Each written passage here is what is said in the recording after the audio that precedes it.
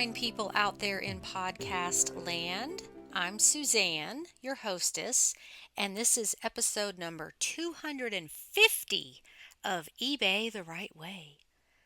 Today's date is December 31st, 2025, the very last day of 2025 and the last podcast for this year.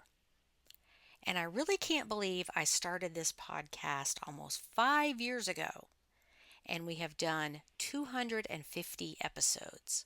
So thank you all for taking this ride with me and supporting this podcast. Today, my guest is Kim in Georgia. She is my brother's wife, my sister-in-law. So you get to meet another one of my family members. It's funny that my biological family, with the exception of my brother, doesn't really get reselling, but my sister-in-law has over 20 years of experience in reselling. So let's meet Kim and listen closely to her wisdom. Welcome back, everybody. I have another very special guest family member with us today. My brother's wife, Kim, who we mentioned in his podcast. How are you doing this morning? Or I guess it's almost afternoon. Yeah, doing fabulous. Were you up early getting all of your different jobs done? Yeah, trying to. Yep. What's early for you? Oh gosh, early for me is probably 7:30. Okay. Yeah. Yeah, because Johnny gets up at what, 3:30? He does on the days that he has to work. He if he is not working, no. Okay, well, he is ready to not be doing that anymore. So we're We're, all pushing for that to happen. yeah, we're working on that too. That's right. Okay, so we'll start off with tell us a little bit about you as far as what your experience with reselling has been. Oh goodness. So I was in the antique business for 14 and a half years, and I retired from that at the end of 2022, and sold everything in one lump sum in my booth to another vendor at the end of 2022 in anticipation of moving up to the North Georgia mountains where we live now. So I knew that was kind of on the docket, and needed to kind of reduce all that inventory, and had a couple of buyers, and sold it for a very great price. Oh, And good. Wait, are you talking about your house or your antique no, stuff? no, all the antique stuff. Good for you. Them, not too great for me, but a good price for them. I was happy about it, just not have to go and pack it up and store it and move it and all that. So it was a good deal for all involved. But so I retired from that business after 14 and a half years, and I'm still on the hunt.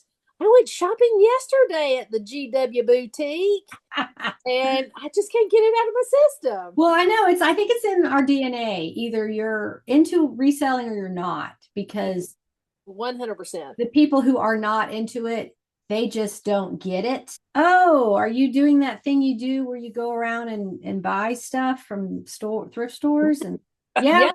I am. Yep, I'm doing that thing. Yep, I'm doing that thing. Love So it. what kind of items did you have in your booth?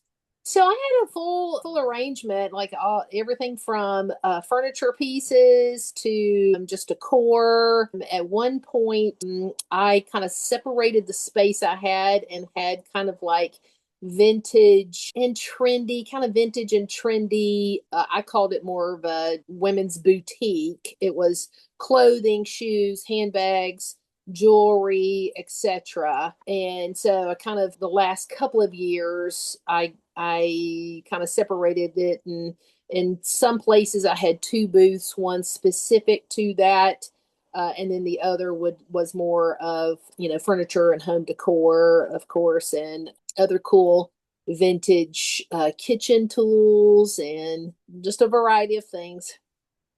So is there a reason you didn't want to do it online? Yes, because throughout the time that I also had a booth, I also am a full-time, I was at time was a full-time Pampered Chef director, which I'm still with Pampered Chef. I'm even moving up to the North Georgia mountains. And then I also was in the dental field as well. Right.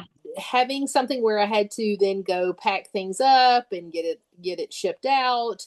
I don't think I could have handled that as It well. was a time constraint from your Yes, other jobs. yes. Right. So I'm going to backtrack to when you sold all your stuff. How did you find a buyer for all of that?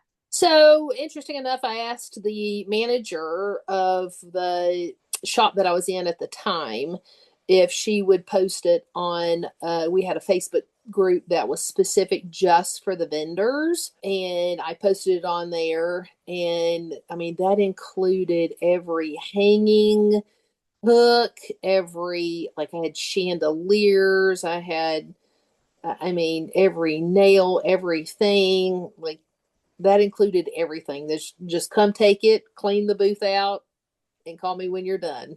Kind of. Mm-hmm.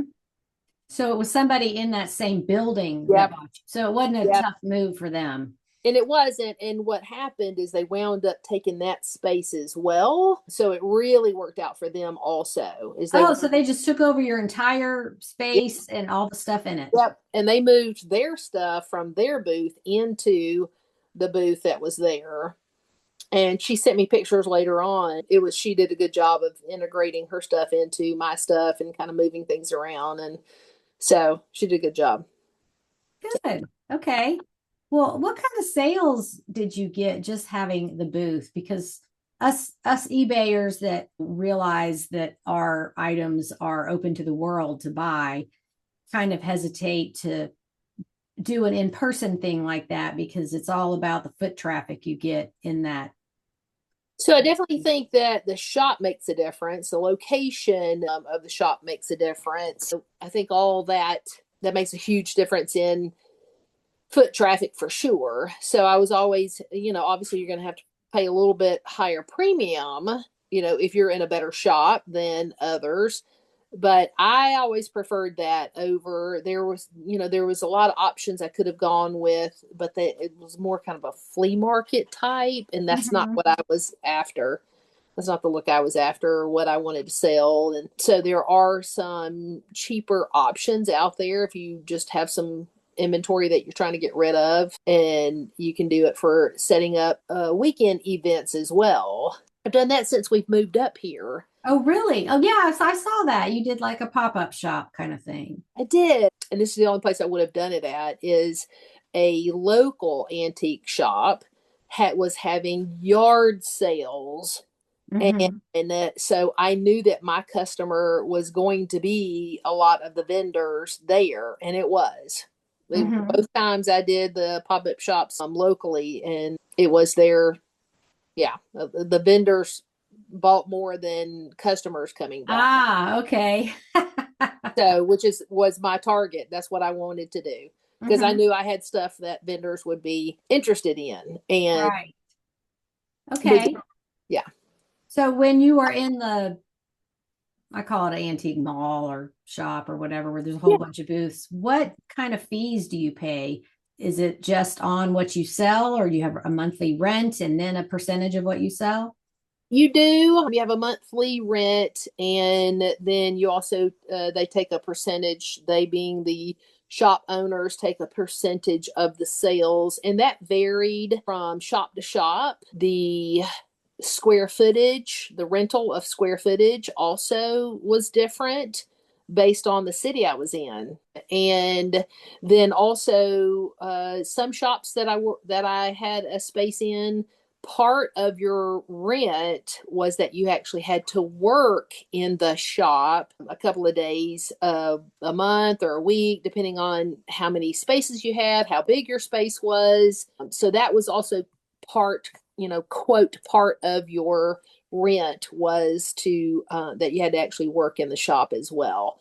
So I did that. The last shop I was in, you did not have to work. It was fully staffed. I highly recommend those, especially if you don't have a lot of time. If you have more time, it was always fun days to work in the shop and see what other people were buying, and getting to work your space while you were working the shop was also helpful.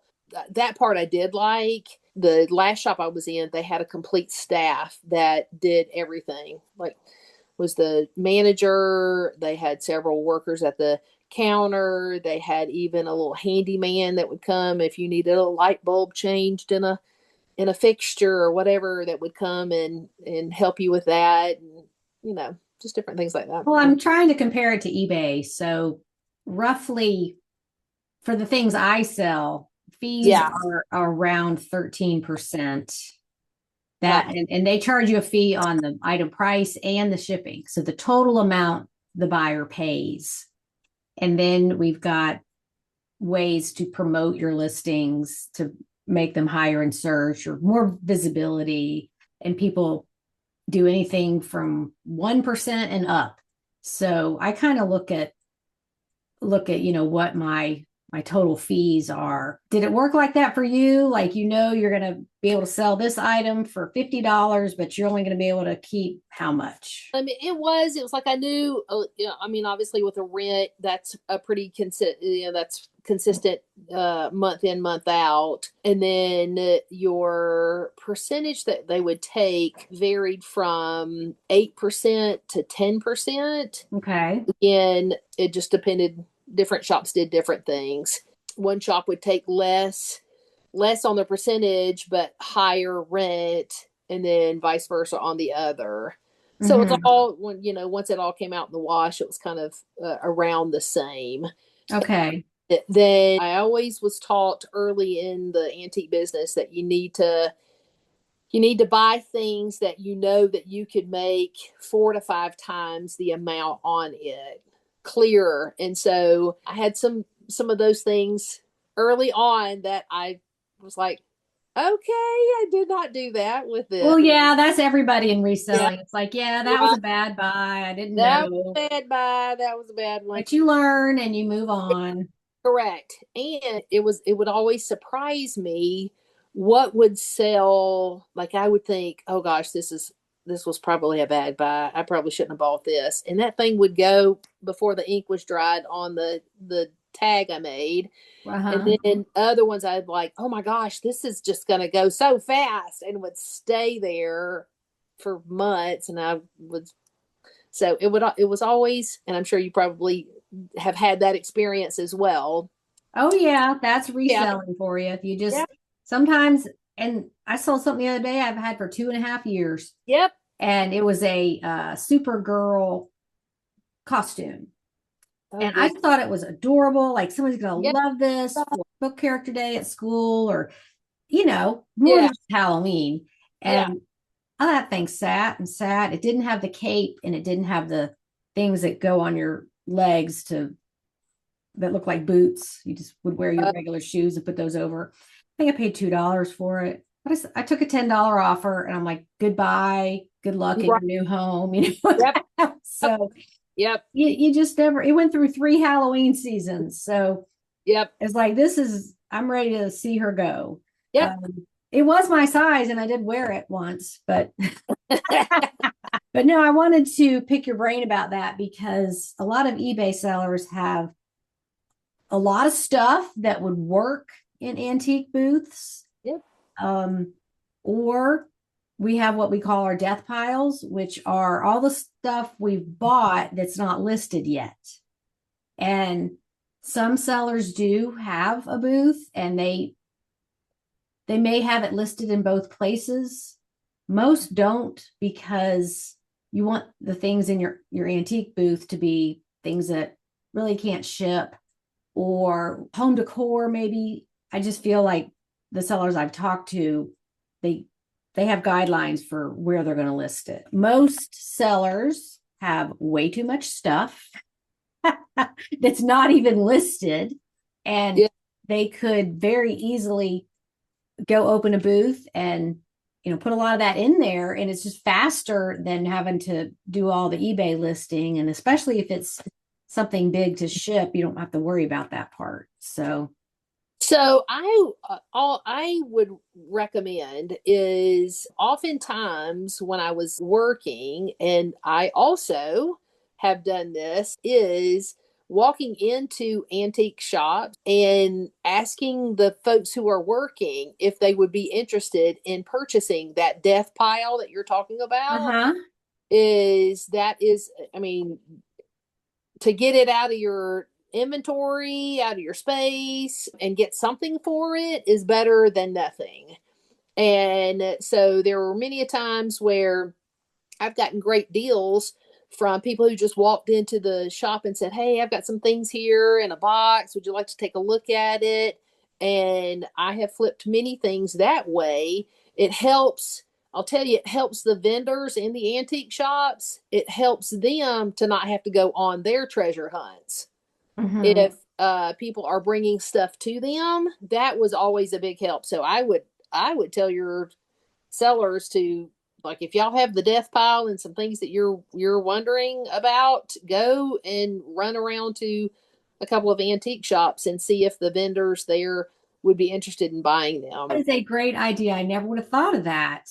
It's kind of like Uptown Cheapskate Yeah, for your yes, reverse eBay inventory, whatever you've got. I mean, all they can do is say no, and correct. you could go in with pictures. You don't have to bring the actual things, But drag them all around. I would go in with the thing. I mean, if it's unless it's too big, it Right, right, is. I would go in with the things because they can always change their mind. So you don't right. like. That's true. I would just like, if you got a hot sale right there, you better take the stuff and say, "I'll sell all this box to you for $25, $50, whatever you think you can get for it." But Or maybe call ahead and get like an appointment or something. Say, this is what I've got a bunch of stuff I'm interested in selling to your vendors, and instead of just sure. showing up with your van full of stuff, Oh, I call around and see how they do be that. surprised. A lot of people show up with their van full of stuff, and Really, they do. uh, Okay. Well, I'm such a over. planner and scheduler that I would be like, well, I'd hate to show up Oh and no, everybody's like, no, we don't do that. And oh no, oh no. There was many a time. I can't tell you how many times I was out in a truck digging stuff out of a truck because somebody showed up with their truck full of stuff. So gosh, why did I never think of that before? That is a great, I mean, and the wheels are just turning now. So as eBay sellers, I mean, you could specifically pick things yeah, that purpose of create a relationship with the owner or vendors or employees or whatever at these antique malls and intentionally buy things to take straight over there and say, well, I got this and this. And yep, you could flip some stuff pretty fast. Now sure, I do feel like you'll get more for it on eBay, but I don't know. Just because the audience is bigger, but true, if you're more of a turn and burn where you're yeah, out there picking anyway, and maybe your spouse is like, don't bring one more thing in here. yeah, that too is, and I always heard early on, it's sometimes it's better to get a quick nickel than a slow dime, Yeah, and yeah, like my Supergirl costume. I mean, I still made five times what I paid for it, well, but if I'm going to an estate sale or a yard sale and I find a bunch of lamps or cool chairs or stuff, I'm telling you, wall decor, the breakable stuff. I'm telling you, take that straight over to some Yeah, antique. like don't even unload it. Just take it straight over there. I Take love that straight up, idea. take it straight on over to some antique stores because they have a hard time finding time to go do their little They're picking. yep, their treasure shopping. I mean, I've got some professionals in my audience that they just kill it with what they find, and they'll fill up their van or their truck for a couple $100, just take it all.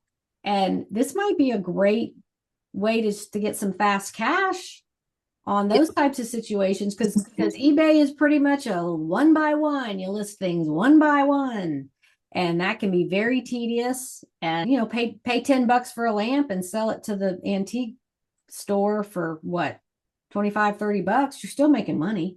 Yeah, depending on what it is. And Yeah. they got to have, quote, meat on the bone too. Right. And so it's got to be something that you can get some meat on. You've got some meat on the bone, but they've got to have meat on the bone too. It can work. It can work. It worked for a lot of people when I was in the industry. And that was one thing I always liked when I did work in the shops. It was like, ooh, who's coming in today that I can buy from? Because I may not have time. Right. Okay. Okay. So you look forward to those people. Oh, heck yeah. Oh, heck yeah. So what's I know you've been all around Georgia. What cities were you in when you had these booths? So I was in Snellville and Loganville and Monroe. And Hmm. it was always interesting that the things that would sell differently in Snellville versus what would sell in Monroe. And what was hot, so to speak, it was only a 25-minute difference travel time, between places, but it was a world of difference in what people were looking for. Well, that is a great way to think about overstock inventory, things that Yeah. you have to ship, but you don't want to make the commitment of your own booth. Because what is the rent like? $200 a month, something like that? Well, it depends on the size. The last one I was in, I was over $300 a month. Okay. Could be several $100s. So you've got to be able to cover that if you make the commitment to do it. Plus the time to go over there and add things and rearrange your stuff and put things on sale. I've picked a few things from these antique malls and I look for the ones it's like everything 40% off. Right. And that's there have been many times that I would do the exact same thing. I'd go to their booth, buy it, turn right around, put it in my booth, would take the chance of it sitting there or selling. And sometimes it might need a fresh coat of paint, then I'd resell it at a higher price. I did that. Well, and that's a great time to buy your Christmas stuff is during the summer when it's not really moving in there and we can pick it up and Right. Or buy it for after the first. Usually a lot of vendors would put their stuff on sale after the first of the year, and then I would hold on to it until the next season. And I had totes that were all marked with, this is Christmas for the booth, and this is Thanksgiving for the booth, and this is. oh, so you just would change it out. Oh yeah, we Okay. had to. Yeah, yeah, yeah. You had to. And one more question about having a booth. So if you had, let's say somebody came in and wanted to buy a bunch of your stuff and wanted a discount, Yeah. do they call you and say, hey, we got a potential buyer, do you want to do this? Yep, they sure would. Especially Okay. if it was like bigger ticket items. We all know the term bundle, like Absolutely. so it is, yeah. So it's like, hey, if they want to bundle this, can they have that? Yeah, absolutely, they sure can. Right. Yes. Or like for us eBayers, if we get a low offer on something we've had forever, like, yes, you can have Yep, it. sure can. Okay, well, that was a very interesting perspective. I'm gonna have to look around and see what antique malls are in my area and how they do that because sort of a small living space. I don't want a bunch of big stuff in here. Yeah, And you could flip but it. if you find something at the GW boutique Mhm. and it's a good deal, and you could flip it as long as Yeah. there's meat on the bone for you and meat on the bone for the vendor. Well, yeah, it's just gonna be a learning process. Yeah. Where are these places? How do they do this? Do they do this? All of that. So, And I'll tell you, yes. some of the little small town thrift stores are even better. We have the one that's close by, and oh my goodness, it's some of the things that I've gotten there at like for a buck, $2, like Mhm. everything in the store is sometimes the GW has gotten a little pricey. They're a little proud of their stuff. They're getting there. When they put prices on things like Walmart things with tags and the Goodwill price is more than the Walmart price. Yeah, It's like, what? Who's yeah. pricing this stuff? You But know? of course, if you're over 55, you got to go on the senior day. I went yesterday after Me my eye too. doctor appointment and Me I too. found 0 items, Oh gosh, I feel. meaning I was just very picky. I looked for about 30 minutes and this store has not been great for me. I'm marking it off my list after yesterday, but I'm very picky because it's not how much you can find, it's the higher profit Oh item. sure. Oh So sure. it is better to walk out of a store with nothing than a bunch of stuff that you're really not excited about.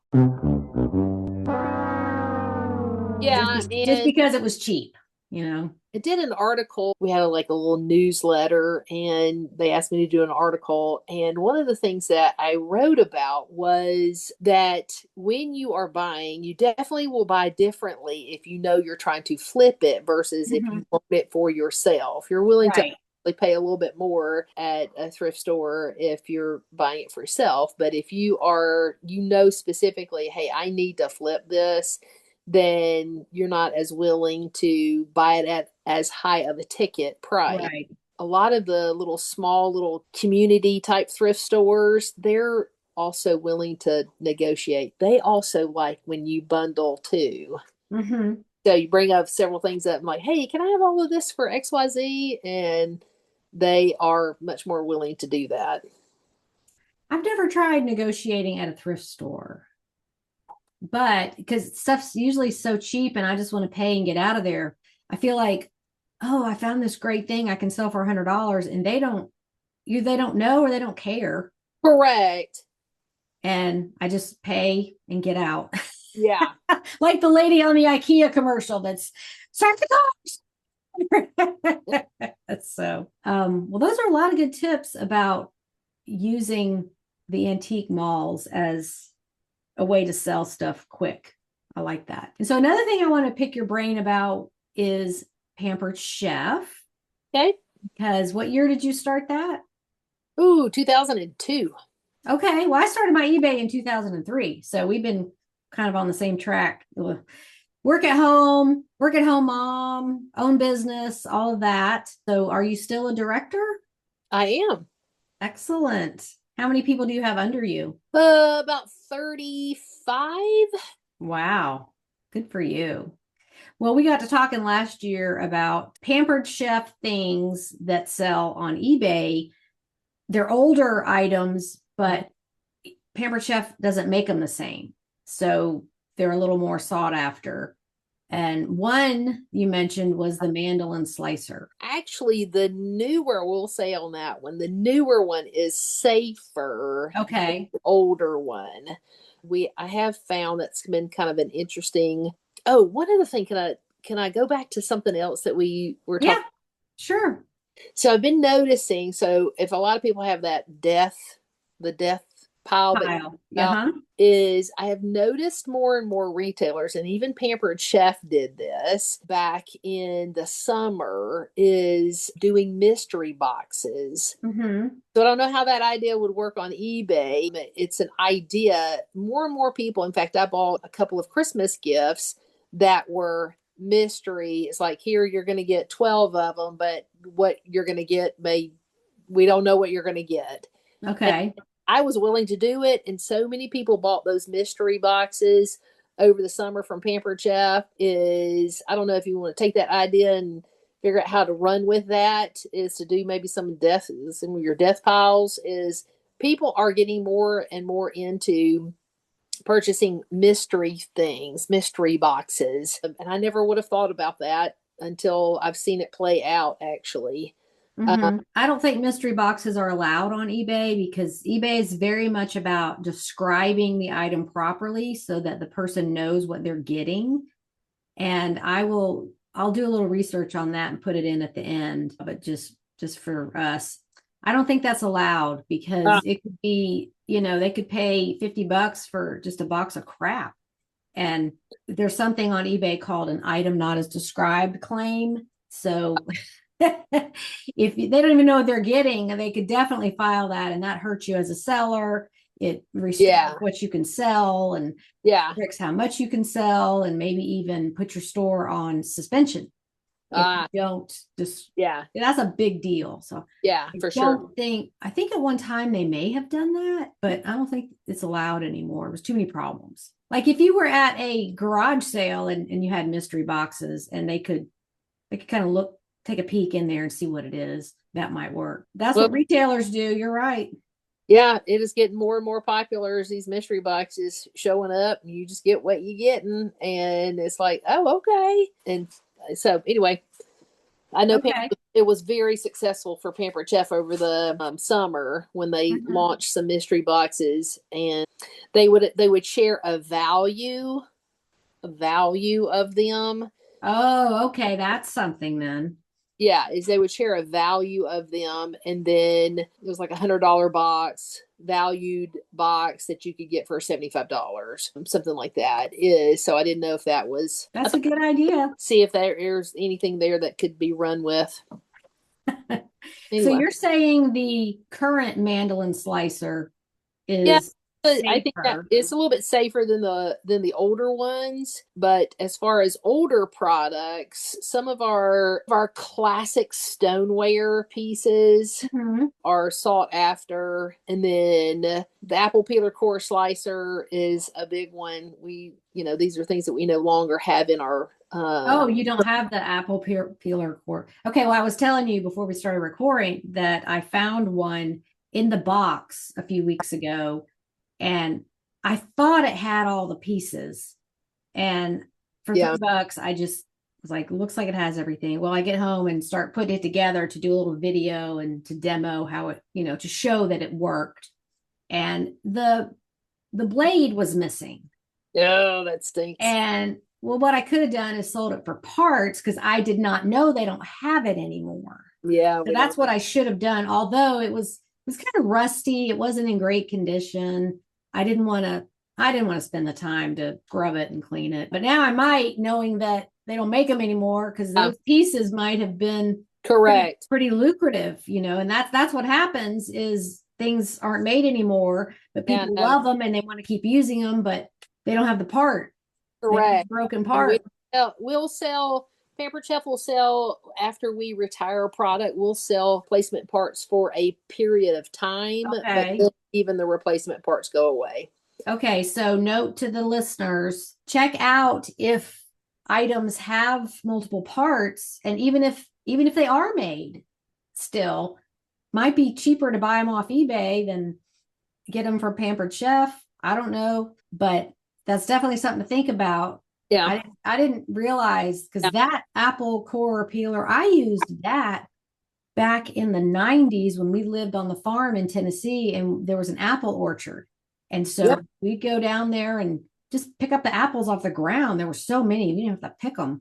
And I made everything under the sun with apples. I put that thing out in the garage because it kind of makes a mess with the juice going everywhere. But I made apple butter, apple pie filling, dehydrated apple rings, applesauce, anything. I loved that thing. That was a huge time saver.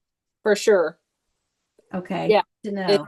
And is you could probably clean that up with Barkeeper's Friend. Yes. Yes. You could probably sell those parts because we do not sell any part of that anymore. I had somebody ask me about, interesting enough, somebody asked me about the little footings that were on the apple peeler core slicer, asked me if we sold those still. And I went to look just to make sure, and we do not. So, well, I think I sent you a picture of it. I was like, look what I found. I think I did. And I was like, look what I found. Look. And I said, I had one of these back in the 90s. And you're like, yeah, that box looks like it was from the 90s. Oh, okay. But we didn't go into great detail about you should get it no matter what and sell the parts. Yeah, it is. Okay, I do remember that now. I just saw the box. I didn't see it opened up or anything. Oh, okay. Okay. So you don't know what was in there, but okay, hindsight is 2020 on that one. Oh yeah. Yeah, so I hate learning things after the fact because it's like long gone now. But I'll see another one. So yeah, so if you any pieces that you find that are old and they have different pieces and parts to it, definitely that is something. The old cookie press, I had one of those. Well, Jenny, our sister, she sold for a while, so I had a couple parties for her and got the free hostess gifts, and I had that cookie press too. We no longer have that cookie press. So if anybody finds that cookie press and all the discs and everything in it. Okay. Yep. Well, and I have these books I write about what sells on eBay, and that serrated bread knife is, last time I checked, it sells for around $25. It's pretty good for just a single knife. And I Oh, wonder I wonder why it's so sought after. Do you still sell that? not that particular. If it had a black handle, Yes. no, not that one. Really? Is Mm-mm. there something that's better So we do now? have a color coded bread knife, and we have a bread knife that is in our forged cutlery set. Okay. So you can only get that forged one. And I will tell you that one has been my favorite of all we've sold, but yeah, that one's the only way you can get that one is in the set. But Okay. we do have a color coded one that would be similar to the one with the black handle. We don't sell that one anymore, and we don't sell the sheath anymore either. So, Yeah, I found it with the sheath. It's just a cardboard sheath. oh Um, no, we had a black handled one that had a like a clear plastic kind of okay, well, the one I found molded. had cardboard. So anyway, yeah. Okay. Are you still doing your cooking videos? Oh, of course. Okay. Well, we'll have to tell the listeners how to find you and watch your cooking videos. You're always making yummy stuff with the newly launched products, and those are fun to watch. And they're probably fun to do. It's just as a content creator myself, I know how time consuming it is. Yeah. And all the do overs, like, oh, I gotta do that over. Well, something, and if you go live, look, you're just going with it. Oh, right. You don't get a do over. You That's don't get to that's do true. over. So, Okay, any other products that they don't make anymore that my audience can be on the lookout for? so we talked about stoneware. We talked about the cookie press. We talked about the Oh, I know the cookie molds, oh like the the stoneware cookie molds. You know, people yes, hang them on the wall and they have whole yep, collections. And the leader in that industry, I believe, is Brown Bag Cookie Molds. That's just the name of it. And some of yep. those are very rare and can sell, like the mermaid sells for like $300. Oh wow. So, are there any of the Pampered Chef ones that might be valuable? Some do collect them. I did see one of those actually in the GW boutique yesterday. One of Oh, the really? I did. And knowing that I had mine, I did not get it, but I did pick it up and was very sad that it was there. Well, we have on the eBay app, we're able to do research and look up what things have sold for. Yeah, So, but it's always good to know so that you don't have to do that, sure. because sometimes the internet's terrible in the store, or you don't want to do Oh, it in for front of somebody at a garage sale and sure. tip them off that you're researching.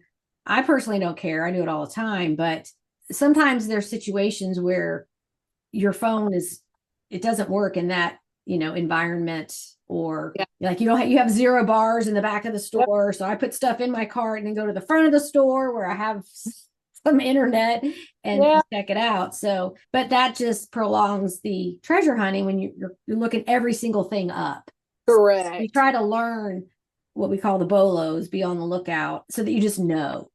Yeah, I would definitely say some of the stoneware pieces that were actually bakers, not necessarily the flat ones like the pizza stone or the rectangle baker, but some of the bakers, I still get a lot of people ask for the short-lipped bakers that we had. We had several of them throughout the years, but like the 2 inch to 3 inch depth, the big, huge bakers, but Mhm. the smaller ones, I still have Mhm. a lot of people ask me about those. And you're So, not supposed to put soap on those, correct?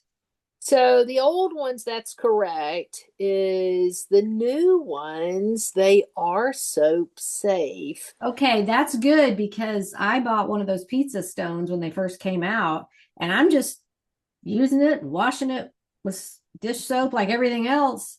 And then I learned no, because the soap gets down in the stone and it makes it crack. No, it can, the soap molecules can get down in there and make your foods taste soapy. It won't make it. Okay, well, mine did crack in the oven one time. So, a couple of things about stoneware is one is that more you use it, it'll kind of create its own surface, its own nonstick surface. And Right. if you put a little bit of soap on it, it's not a big deal. It really is not a big deal. I mean, if it's a brand new one or it's only been used a couple of times, then yes, I would definitely make sure you stay away from soap on those older ones. The newer ones, you can now put soap on, and they're actually dishwasher safe. Oh, really? And they have a wave pattern on the bottom. So if you see any of those new ones that have a wave pattern on the bottom, those are indeed dishwasher safe and soap safe and broiler safe. Okay. Well, I wanted to go over that because as resellers, we clean things up and you want to make sure you're not using a cleaner that's going to damage the product. Correct. So, So is those are the newer ones that have a wave pattern on the bottom. The older ones is a paste of baking soda and water will clean those older ones up. But you actually with stoneware, you kind of want it to look a little used because we always used to say the uglier it looks, the better it cooks. right. You know, it really, there is truth to that. As far as the stoneware, make sure that your sellers are telling folks that they've got to have at least 2/3 of the surface covered, because if the heat is building up in the stoneware and there's not enough food on the stoneware to transfer to, then yes, that's where you can get your cracks happening and stuff like that. So if you put a big pizza stone in the oven and you've got 1 or 2 cookies on it, you're probably going to crack that eventually. So yeah, the objective is we don't do crack. So Correct. oh, I know what I wanted to tell you. There's an oven mitt. It has like red flowers or something on it. That sells for a lot. In fact, I want to look that up right now. And that may be a BK product and a before Kim product. I just want to see what it still sells for because that's something that people would overlook, an oven mitt. Yeah, and there's other colored things that I was, been sitting here wrecking my brain on. That is colored things that were prior to 2000 that in her cookbooks, like the older cookbooks. Right. I do think some of those probably would go. Oh my gosh, here it is. I'm going to send you a picture of this. No way. It's just like a red and white variegated kind of pattern. This was for a set of 2. They're cranberry pink red pot holder. Okay, but it's an oven mitt. Like that is definitely 2 of these. Guess how much they sold for? $75. Oh, those. Yeah. Okay. So this one here, this research. No flipping way. Yeah. So those were amazing. The dates they sold. So like the most current here was November 28th. These sold for $99.99. 2 oven mitts, and they're vintage. Okay, I will say those are amazing. They don't have, I don't see any kind of little tag. They may have those are Pampered. Yeah, they have the little Pampered Chef, just the chef hat. Yeah, those are Pampered Chef. Yeah, oh, I know they are. I just was for the listeners, like, what are you looking for here? But the first one that comes up, $160 for 2 Pampered Chef oven mitts. Well, doesn't that just... And then here's the white one, and this one's actually stained. It looks like it's got something blue on it. And those 2 sold for $100. So the reason those were so great, and I wish they'd come back. I do wish they'd come back with those. We have one that's kind of similar. It's called, looks like the Of Glove now. It literally... Yes. Okay. So the reason those were so good is in this area of the finger and the thumb was reinforced, and it was even thicker, so that when you went to grab stuff out of the oven, you knew without a doubt that you were going to be protected there. Those were amazing. And good Lord, probably got to have that stuff in my basement. I know. Well, that's why I do those books, is because people, they don't know what they have, this because it's just so much. What is it? The average American household has something like 200,000 items in it. Oh, and if you're like, oh, my mom had those, and that's in her stuff at the storage unit, but yeah, I'm sure there's other things that I just haven't come across, like, maybe dish towels and also part of this, I think, is people like to brag about, oh, I just loved that Pampered Chef oven mitt. They just don't make them anymore. And I paid $100 on eBay. I just had to have it. They want bragging rights for how much they paid for stuff that's really not even necessary. Yeah, I But know. that's my customer. I want that person. Yeah, you can brag all you want to. Just pay me. That's right. That's right. Yeah, those are a few things that I came across because, like, shipping an oven mitt is nothing. Shipping a bread knife is nothing, Yeah, but like shipping a stoneware set is a little bit more complicated and sure, heavy. sure, Yeah. for sure. But I had the muffin maker and the muffin maker that was in the shape of the hearts. Oh yeah. I had Oh, a bunch of that stuff. And after moving so many times, I'm like, I just don't cook that much anymore. I haven't made a heart-shaped muffin in 5 years. I don't yeah, really, garage sale.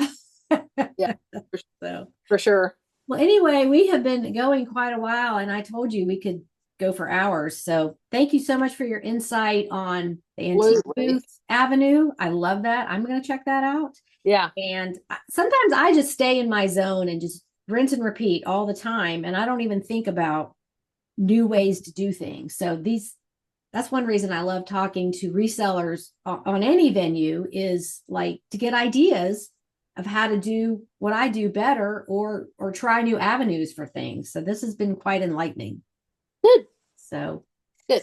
Well, and the Pampered Chef tips. That's great because I always check out the kitchen section. I'm always looking for sterling silver. I hadn't found any yet, but Johnny told yeah. us the older ones, the knives are full of concrete. So I don't know if that's a good thing anyway. He was talking about sterling silver made back in Oh, the day. Like, oh, I don't know what, I tried to do some research and couldn't find the time silver period, but plated. The silver plated ones may be. no, it was the sterling, but they just the knives, they would put concrete in them to fill the handle. Oh, okay. Well, So maybe that's fake news. I don't know.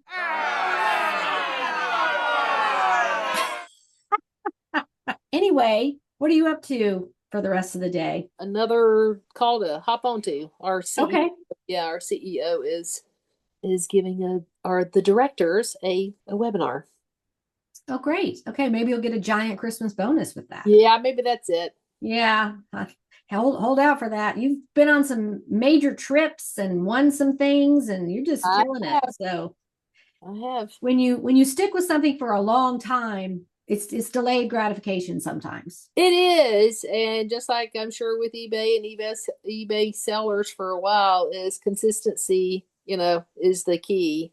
You're not gonna. You can't do it a month and think you're gonna make a whirlwind. Right. You can't do it Yeah, for 2 months. yeah. You got to give it time, and you got to give it seasons, and you have to keep records and look at, okay, well, yeah, last July this happened, so this is, Yeah. in line with what's normal, and that kind of thing. Well, I'm running a few packages to the post office because my mail carrier comes at 9 in the morning. Oh, And yeah, that's just not going to work for me. So, that'll work. I mean, sometimes it does, but right now we're in the busy season. So, as things are selling, I want to get them out of here as quickly as possible. I wish Sure. she would come at around 4. Then I Yeah. could get all my stuff Oh, out there, but that's okay. It is what it is. So I have to go buy Bojangles to get there. I'll just get me a biscuit or something. well, there you go. That's Okay. Well, thanks again for taking time out of your busy day to educate us. And absolutely. I tell enjoyed it. Johnny I said hi. I will do it. Okay. All Talk right. to you soon. See you. Bye. Bye. Okay, and just to clarify, no, eBay does not allow mystery boxes. Okay, since it is New Year's Eve, I wanted to talk about 2026 being the year of the horse in the Chinese calendar. Ironically, Marlene, the horse lady, brought this to my attention. So, what does the year of the horse mean? In the Chinese zodiac, the year of the horse signifies energy, freedom, action, and ambition, with people born in these years seen as cheerful, honest, insightful, and popular. In 2026, it's the year of the fire horse, adding intense passion, drive, and a push for bold decisions, innovation, and leadership, encouraging taking risks and pursuing dreams with zeal. So, some good things on the horizon for 2026. And coincidentally, or maybe not, I was born in the year of the horse, 1966. So, just something fun to think about. Next week, my guest is Terry, who is a frequent poster on the Money Making Mondays thread and will share her reselling journey. I'm looking forward to 2026 with more guests with their own unique journey. And isn't that what we love about reselling? Anybody from any walk of life can do it. Everyone's journey is different, and everyone has knowledge to share, even if you don't think you do. There's always an open casting call for guests, so don't be shy. Reach out and contact me if you'd like to be a guest, and we can go from there. Be smart and safe tonight. Wishing you all a happy, healthy, and prosperous 2026. Talk to you next year. Bye for now.